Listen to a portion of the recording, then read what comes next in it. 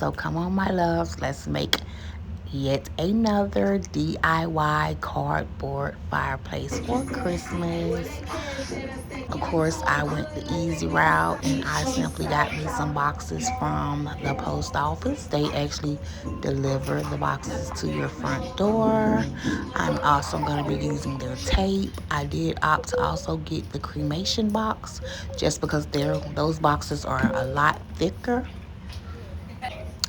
And I also use my Christmas tree box for my topper, you guys.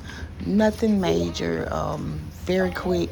I prefer these boxes because everything mounted out to the exact size that I needed, thankfully. I didn't want a short or small fireplace. I wanted it to be more like a mantle. I am considering removing the top.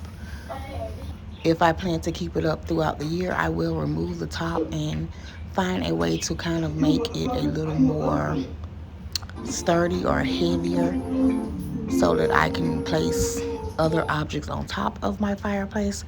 This is the back. I did use my mirror to capture a picture of the back.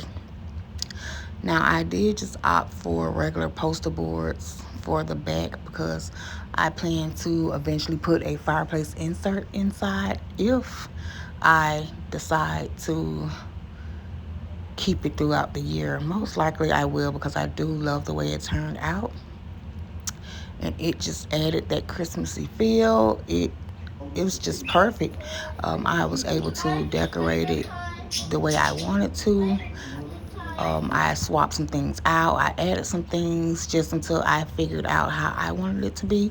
When I first finished, I had it in the corner um, of my living room, but I decided to move it over by the window and scoop my Christmas tree over.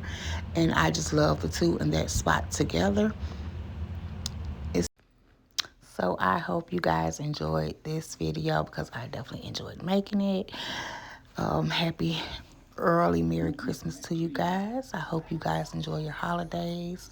And I'll see you guys later. Bye, loves.